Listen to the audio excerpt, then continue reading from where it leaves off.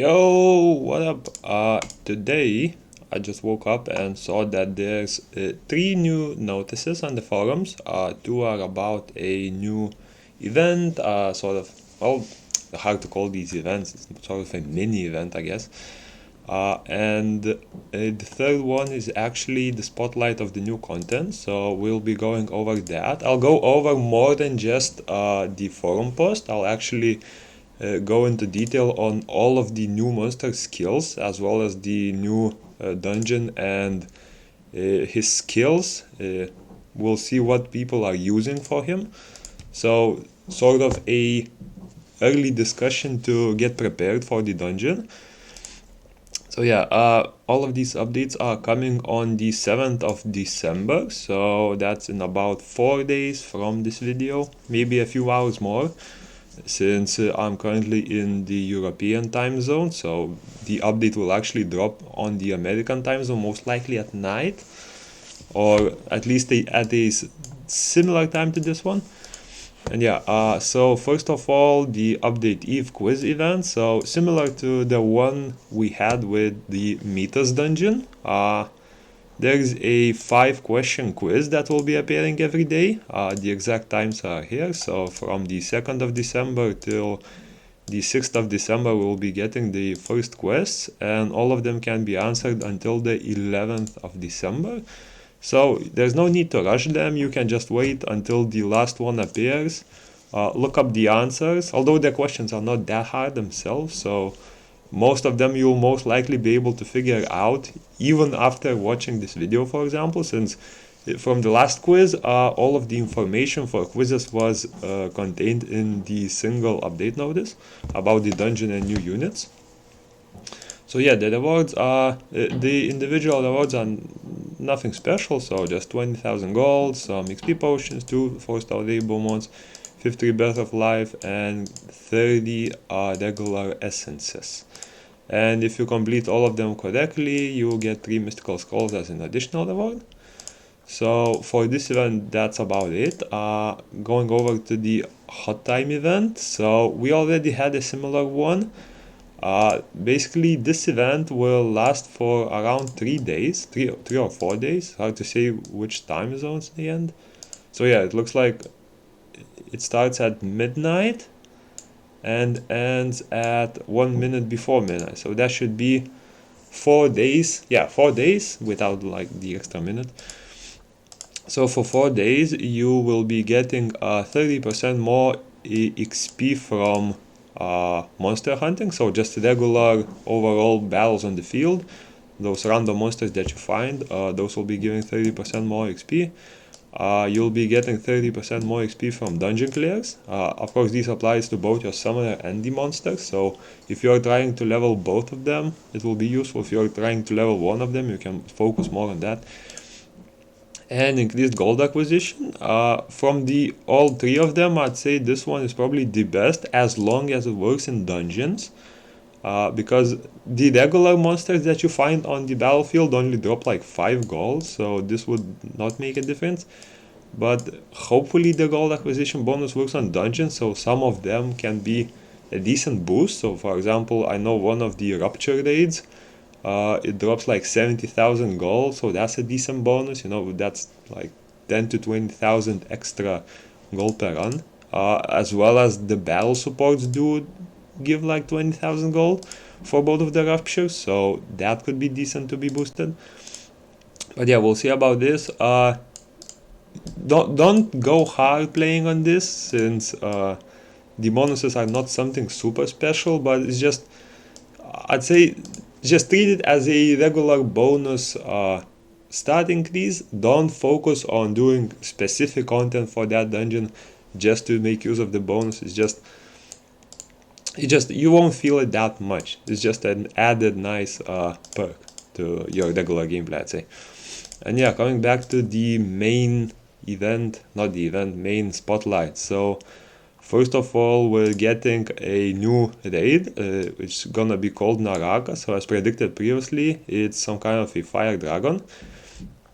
And we're getting new monsters. So the events are nat 5s, so they will be decently hard to get. But yeah, I'm gonna read through the boss's skills here. I'll later on, after reading the notice, I'll jump into the game and uh, go into more detail on the teams that are being used, exact skills of both the raid and all of these ravens. So we'll see them in game with all of the skill ups, all of the mana costs, cooldowns, and stuff like that. So yeah, the raid itself, Naraka applies Dragon's Breath debuff to targets hit by the Breath skill. Dragon's Breath debuff deals damage over time, so we're most likely gonna see burn or any other damage over time, which basically just ticks a little bit of your HP every second. So yeah, Naraka's other skills will be empowered while affected by the debuff, so essentially the strategy is already looking like your goal is to either buff immunity to avoid getting those, build the units with high resistance, but I do not recommend this route since if you just rely on your resistance you will eventually be debuffed and the run might fail. Or go for a cleansing route, so bring a unit that cleanses such as a Water Howl, Fire Archangel, a few of those I know. And yeah, you can explore more options. You can always find the exact skill by going to your book and selecting a skill such as cleanse debuffs or cleanse damage over time, and you'll be able to look up all of the monsters that are giving that ability. So it will be quite easy to find a good team for it. And yeah, so the Dragon's Breath debuff is automatically removed once the holder's HP fully fills up. So it looks like bringing a healer, like a strong healer or multiple healers, will also be a really good option. Another option will be to bring shields actually, since shields will prevent your HP from going down, and that means you will always be staying at full HP or near full HP, and it will be way easier to remove the debuff. Naraka flies to the sky in certain situations and summons fire spirits that attack and steal stone. So it looks like it summons some kind of little entities that will be doing damage to you, most likely AoE damage. So I'd say that's nothing new. You'll most likely just see a little area that is getting hit. Spirits will be summoned with a large amount of shields from the Dragon's Blessing. So basically a lot of shield, that means you'll need to do some extra damage, or perhaps you'll be able to use monsters that remove debuffs, or rather remove buffs, so to avoid that shield, as I feel like that would be an easier choice over doing a lot of damage, since it does say it's a large amount of shield. The shield is automatically removed upon being affected by a CC effect. So if you stun the fire spirits in any ways, the shield will also be removed, so that's also an option. Avoid Naraka's attacks from the sky and stop the spirits. Yeah, so just a general tip. There must be at least 2 seal stones to be safe from Naraka's powerful attacks. Naraka uses Earthquake periodically. This skill pushes back the targets and grants unrecoverable for 20 seconds. So yeah, it looks like the cleanse will definitely be important. So since unrecoverable is super scary if you need to heal up to remove the debuffs. So yeah, it's looking like we will need to prepare a cleanser of some sort. I'm guessing the Water Howl will be one of the best options, since he's also a water element and will be getting additional power bonus from entering the dungeon. Well, we'll have to see. We'll compare the abilities and we'll see what other people are using for it. Okay, after using Earthquake, it will cover itself in Dragon Scale and use Dragon's Roar, entering an invincible state. Okay. I'm not sure if invincible will be a buff or like straight up invincible untouchable. If it's a buff, the buff block or buff remover could be an option. If it's just an invincible state after all, this looks like we'll just have to wait it out. Naraka's invincibility is automatically removed upon taking a certain amount of damage. So it's looking like it's not a buff actually, since you can still deal damage to him. I'm guessing you will be hitting sort of a shield type, which will not be giving him direct damage, but be giving damage to shield. And after you deal some damage, it will be removed. Okay, so that's... It looks like you will need a lot of damage at once. So probably tier marks, maybe other water nukers will play a role there. You can acquire the Dragon's Wrath equipment set from the Metis raid. Use the Metis. I'm not sure if that's a spelling error, but it's not Metis. Metis was the previous raid. Anyway, use the materials obtained from the raid to enhance the Spirit Nightmare equipment to craft the Flamehorn outfit. So yeah, we'll be getting a new outfit with a little bonus for one of the units, most likely. And we'll be getting a Spirit Nightmare equipment. So we're potentially looking at 5-star equipment with certain awakening levels. I'm not sure how it will compare to Metis, whether it will be a harder raid or an easier one. But yeah, so that's it for the raid boss. I'll jump in game for more detailed abilities after the notice. Now I'm gonna go towards the new monsters.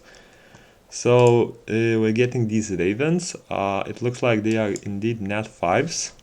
And they are more of a assassin type monsters. So if you are lacking an assassin type for some of the quests, this should definitely help you out.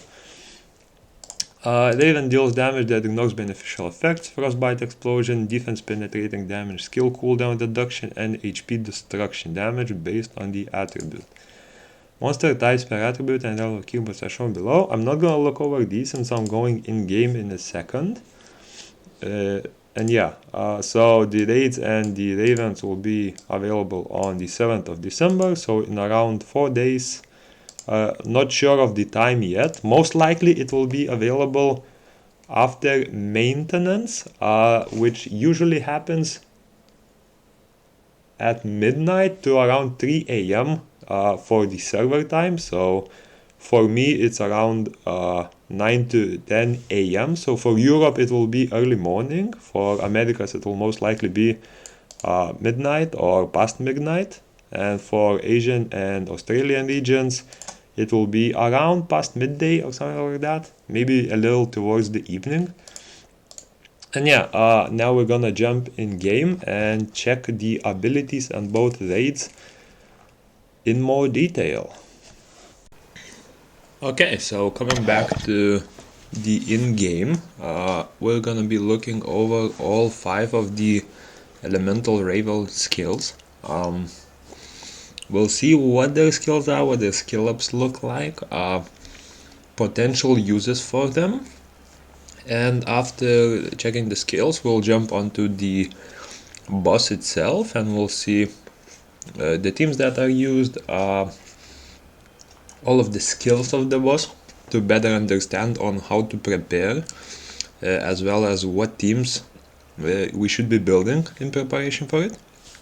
So coming to Fire Raven, I'm instantly gonna go to the evolved form since I doubt any of us are still using unawakened units, and if you are, don't. I mean, 5-star awakening is definitely not hard to get, so before using any unit, make sure that you can awaken it fully. So yeah, as you can see, all 5 of them are assassin types. So the first skill of this guy is... Oh, actually I can put up skill info, that's beautiful. So yeah, his first skill actually has an added effect unlike all of the other colors, I believe. So level 8 basic attack is attacks the enemy 2 times and deals damage that ignores beneficial effects. Each hit has a certain chance to deal defense penetration damage that ignores the target's beneficial effects. So yeah, as you can see, the scaling is around 88% of attack as damage, but that's per hit. So since this hits 2 times, his total basic attack scaling is around 176%. When attacking, there's 35% chance to do 66% of attack as damage. Ignore target's beneficial effects, 40% damage or rather defense penetration. So the basic skill I actually really like. First of all, it goes through beneficial effects, so all of the invincibilities, all of the immunity, shield, stuff like that. It just goes right through those, so he can constantly do damage no matter what buffs the boss has, or rather the enemies have. And defense penetration damage, so the damage will naturally be increased based on the target's beneficial effect, it seems. Yeah, so the first skill will be doing a decent amount of damage. It's definitely one of the units that will be more focused on basic attacking, so building attack speed will definitely be a useful part of this kit, I think. Then jumping into the second skill, Zero Shift, swiftly moves to attack the enemy target. This attack ignores the target's beneficial effects. In addition, applies evasion up and attack speed up to itself. 20 seconds cooldown with 4 mana cost. The scalings are 508% of attacker's damage. He also ignores attacker's beneficial effects again. So yeah, it looks like he's just there for raw damage, it seems. The self buffs, level 2 evasion up, attack speed up. Attack speed up is nice. Evasion, I'm not sure. It doesn't really fit his kit, but since he's an assassin and you're most likely gonna build him on a lot of damage, he might be squishing, so the evasion could help out. Although I'm not a big fan of self-buffing skills, so yeah. My opinion on this skill is sort of mixed. And the third skill is Excel Stream, so 32-second cooldown on 5 mana cost, and skill is strikes up, leaps backward and attacks the enemy target 2 times by releasing a wave of sword. This attack ignores the target's beneficial effects. In addition, uses Zero Shift with a certain chance if Raven has attack speed up over a certain level. Right, so all 3 of his skills have not beneficial effects, so basically you can take him into any team pretty much, regardless of the enemy's buffs that they have. It seems like he mostly specializes in countering those buff teams, so maybe Bastet, Wusa, stuff like that. Especially the ones who give not only invincibility but shield as well, since those are usually more frequent and those skills get recycled faster, so he will be countering all of those.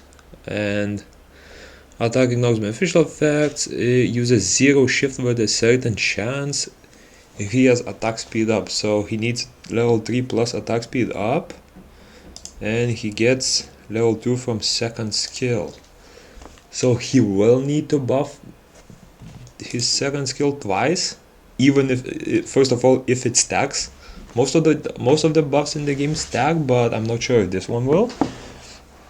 But either way, he won't have enough from one of the skills, so there's potential that he might have to be a unit you use with your Soul Link, so basically using mana for his abilities instead of cooldowns. However, you are unable to execute a combo of double buff and the third skill since the mana costs are simply too high. You would need 13 mana for the combo, so yeah, you'll really need to think about how to use the second plus third skill combo correctly. And yeah, if he has attack speed, so yeah, skill ignores damages, yep. Then he has a passive, applies attack speed to itself with a certain chance if the attack successfully hits. So this has potential to combo well into the second skill. So he buffs with the second, he gains additional attack speed from his passive. The problem is that 5% rate, that is extremely low. And if you build him on high attack speed, I would say, like, say you have around 200 attack speed, he will still on average need like 10 seconds to get 1 proc of this passive. So yeah, this is only 1 skill up, and I'm actually not a big fan of this passive. It seems very RNG, it almost doesn't exist, but if it procs, it could be clutch for you. And yeah, so ultimate, similar to the third skill, strikes up, leaps backwards and attacks the enemy target 3 times by releasing a wave of sword. This attack ignores the target's beneficial effects, in addition applies attack speed up to itself and uses 0 shift. So this time it's a guaranteed chance to use 0 shift. So basically use ultimate and you instantly proc a self buff. And when attacking, 55% rate of 1 attack speed up. And what are the conditions? In addition applies attack speed up to itself. Yeah, so the ultimate basically guarantees a third skill combo to activate. So you get well, not 100%, but you get a 55% chance to get attack speed up. You instantly proc 0 shift, so if this ultimate gives you the attack speed buff, you will have level 3 attack speed, and you will be able to use the ignoring defense damage with the third skill. So it's sort of a really self-buffing unit. Meaning that you might not need to bring any buffers, similar to Bastet, Shannon and stuff like that, and rather go for the skill cooldown cycling units. So I'm referring to Konamiya mostly, the Light Garuda, I believe it's Tion, who can cycle their skills, and if placed in the backline, this Karambit guy or the Fire Raven could be doing some serious damage all by himself. So yeah, definitely a decent unit in my opinion, but he's not game breaking. He's sort of a lone wolf that does a lot, but only by himself, so it will be hard to incorporate him in a specific team. So yeah, jumping on to the water one. Alright, so the basic attack, you see the other colors do not have special basic attack, so this one just attacks the enemy target 2 times. 2 times 82 is 165% of attack as multiplier. So similar to the fire one, but does not have the added ability. The second skill is strikes up to attack the enemy target and explodes frostbite if the target has the effect. In addition, applies resistance down, then leaves back on and attacks 2 times by releasing the wave of sword. Explode frostbite. Does that mean that dealing instant damage? So I'm guessing it will be something like, since frostbite deals damage over time, exploding frostbite means it will deal the total amount of damage that it would deal over time instantly. That's what I'm referring to, since we obviously don't have that effect yet, since this is the only unit that has it. So it'll be interesting to see how it works. It could be a decent combo with Tiomar, since he does have several levels of frostbite on his skills. But yeah, this is just a sort of way to do some additional damage instantly instead of waiting for it. So it could be useful for stuff like speedruns and whatnot. Level 3 resistance down, so I'm not a big fan of resistance down, since it's sort of a very situational effect and not a lot of enemies will be hurt by it. Since if you are using an accuracy unit, most likely he already has high accuracy, and if you are fighting a really resistance heavy team, you will most likely not be going with debuffs and instead go for raw damage. So it's always situational. I guess you can combo him with other units by building less accuracy and focusing on other stats. But yeah, definitely we'll see how it plays out with this skill. And the third skill, Frozen Assault, let us switch to max level. Swiftly slashes the enemy target 4 times and each hit has a certain chance to apply frostbite. Then strikes down hard to attack. Wait, what? Then strikes down hard to attack. Is that skill? Wait, what does that mean?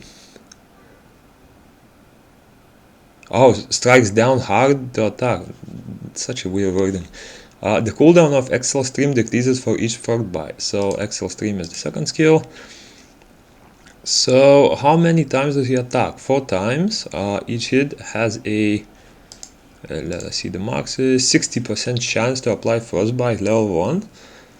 So 60% for hits, you're looking at around 2.4 frostbites on average. So in most cases you will be landing 2 or 3 frostbites from the skill if it is max level and you have good accuracy. And for each frostbite it increases the cooldown. 10% does not seem like a bit decrease, so because on average you will be decreasing like 20 to 30%, so nothing special there. The multiplier seems decent since it gives 370% from here, another 400 here, so that's close to 800% multiplier. Definitely one of the bigger ones in my opinion. But yeah, as for the units, I'm actually not a big fan of the water one, because the frostbite, well, it's not a great buff exactly, since it only does a little bit of max HP, and even at level 4 it will do like 3% of max HP, but then again you have to tick down that time, and if you explode it, even then, first of all, you will have to land the frostbite. The frostbite is not 100% to land. Second of all, you need your enemy to not have any immunity and stuff like that. So, and after all, you'll have to do accuracy resistance checks. It feels like a lot of setup for a very mediocre kit in my opinion. But yeah, the cool, or rather the ultimate, spins in the air to attack the enemy target 3 times, and each hit has a certain chance to apply frostbite. Then strikes down hard to attack 4 times and additionally uses extreme martial arts.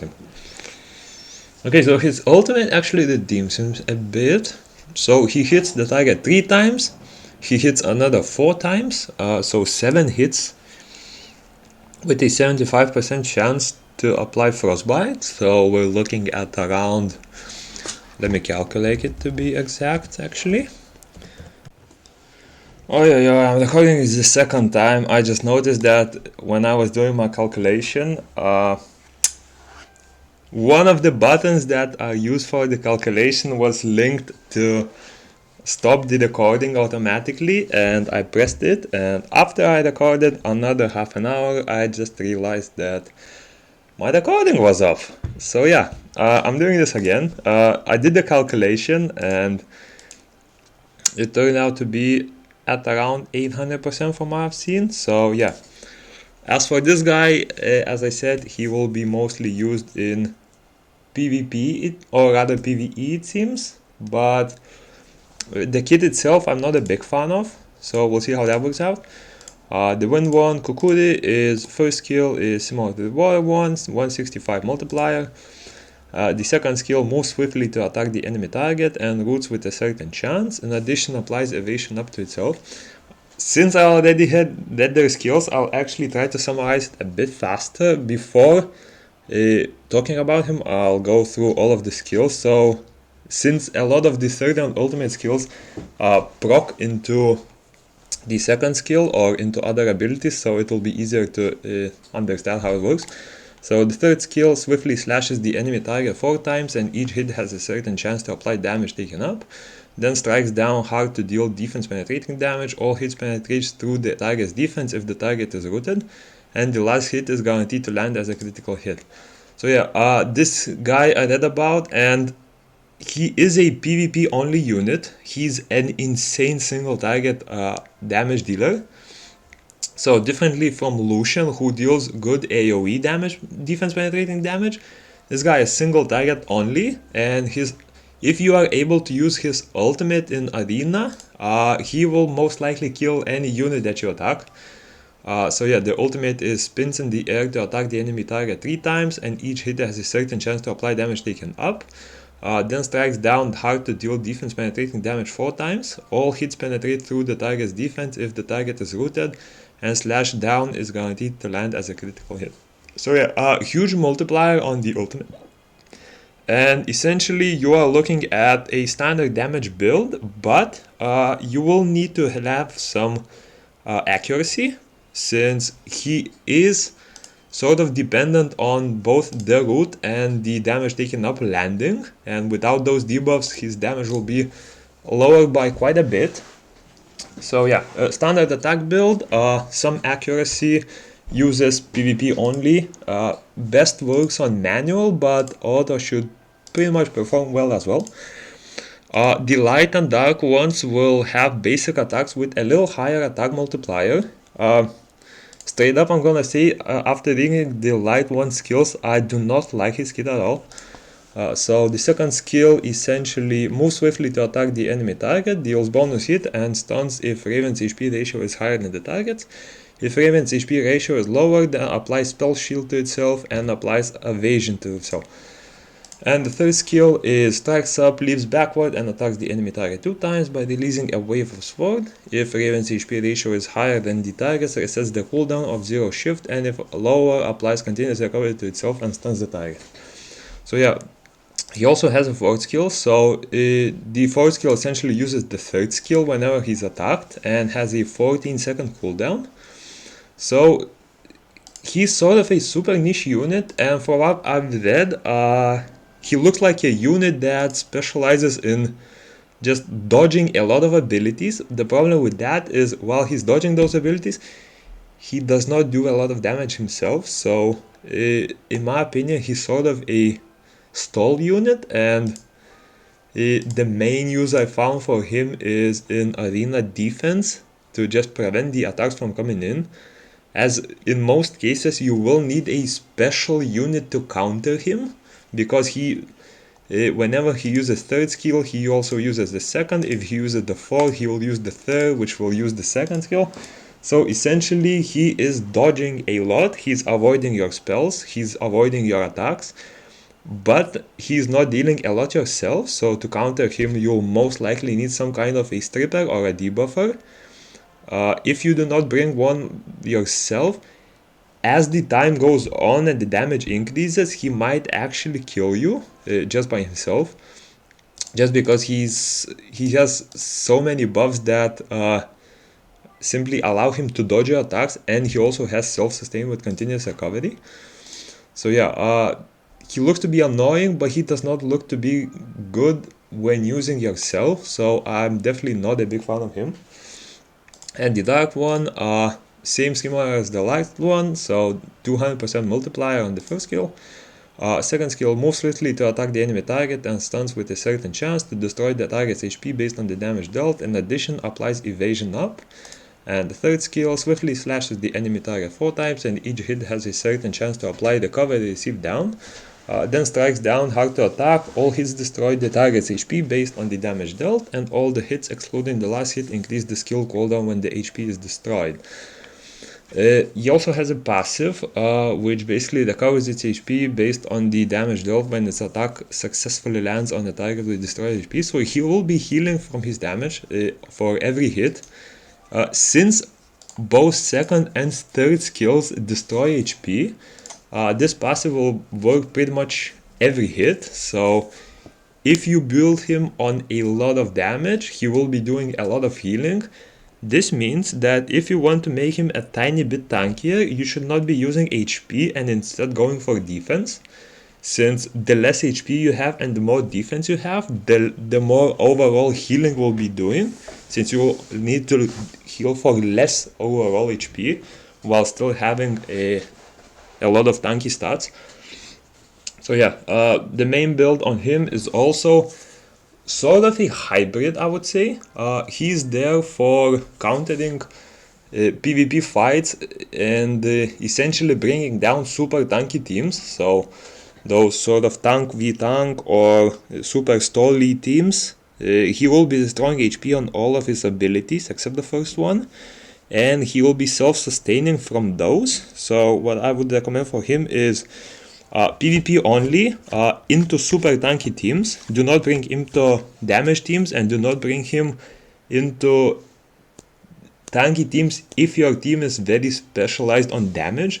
It will be sort of a tank v tank fights where he will be in your team as a solo damage dealer pretty much, and just chipping away that the destroy HP until the timer runs out and the damage increases, so you can finish them off with him later on. Yeah, ultimate is very similar to the third skill. It just applies recover receipt down multiple times and destroys even more HP. So the best build for him would be sort of a hybrid, both attack, crit rate, crit damage. You will need some accuracy, but it's not as important here. And for tankiness, you should go for defense. So get a good mix of defense and attack, coupled with crit rate and crit damage, and he'll definitely be useful for some PvP scenarios. And yeah, jumping into the party dungeon, so the new dragon boss. He will be harder than the meters, it seems, as the gear you get is 5-star accessories and with level 4 awakening. You also get Naraka's horn, Naraka's claw, and some of these, I believe these might be the outfit crafting. But essentially, yeah, he will be a little bit harder than the meters. After reading his skills, I can say that they're all pretty much the same, and already what we discussed in the event notice itself. So a lot of skills, basically, pretty much all of his skills apply Dragon Breath, so you will need a cleanser, there's no way around that. If he gets to his ultimate, essentially you are dead, because he ignores all of the beneficial effects that prevent you from getting damage. It literally says instant death with a 100% chance, so take that as you will. For some teams that people are using, it looks like the crow for raw damage, and both wind and fire magic knights are a lot of good choices. If you have the windy build, it looks like he's performing as a safer unit here as well. And the strategy itself is essentially having a cleanser that can remove the debuffs constantly. Cleansers will be more important than immunity buffers, since the boss does strip buffs. So don't rely on your Wusa a lot. He can be a useful addition, but do not bring him as a solo safety unit, and definitely invest into a cleanser. Lulu will be by far the best, but if you have any other build, it should work as well. And as of the strategy, I've read through this. It's essentially the same as we already read in the Come to Us website.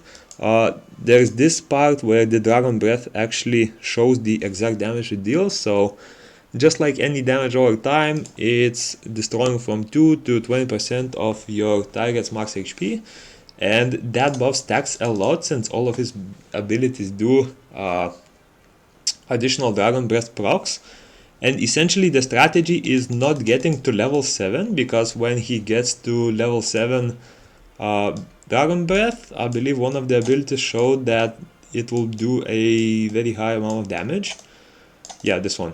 So Naraka unleashes by breath forward and drops meteorites by summoning magic circles nearby. This attack deals damage that increases based on Dragon Breath level and applies Dragon Breath. It is used when there is a target with level 7 Dragon Breath. So the strategy is basically cleansing the Dragon Breath as soon as possible and nuking him as soon as possible. The main point is not letting him get to his ultimate, and not letting the Dragon Breath get to level 7 or above.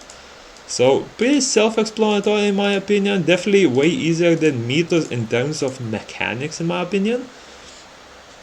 But you might need more setup for him. You will need a Lolo, so I would recommend already investing in her. Try to get her to summon, see if you can hit her from the blessing. If you do not have enough skill ups for her, I saw myself, I have quite a few, but if you do not, you can set up a hull here and you will be getting a higher chance to get those skill ups. And yeah, I hope you enjoyed this little overview of the new update. Hopefully it helps you prepare for the dungeon so that you already have a potential team as soon as it drops. And see you in the next one.